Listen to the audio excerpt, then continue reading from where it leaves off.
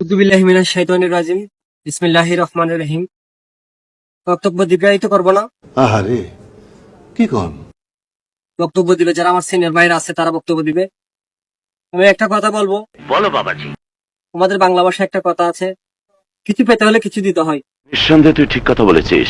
এই একটা ভাষা। আমরা সবাই টিকটক প্ল্যাটফর্মে আসছি কেন? শুধুমাত্র ভালোবাসা দেওয়ার জন্য। ভালোবাসা এমন একটা জিনিস, ভালোবাসা আমাকে দিলে আমি একজনকে দিব, যদি ভালোবাসা আমাকে না দেন আমি কেন আপনাকে দিব? সেটা হচ্ছে আমার কথা।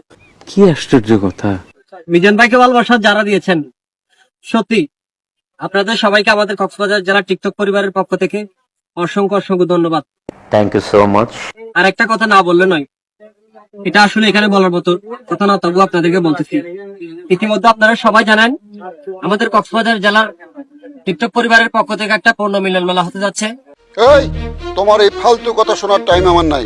আমাদের 31 তারিখ 5 মাস 2024 আমাদের মিলন মেলা ডেট।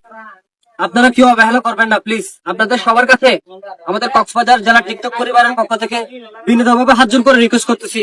মানুষ আমাদেরকে অনেকে অনেক কিছু বলতেছে এই মিলন মেলার জন্য, অনেকে অনেক ভাবে টিটকারি দিচ্ছে, তবু আমরা ভাই কানে নিচ্ছি না।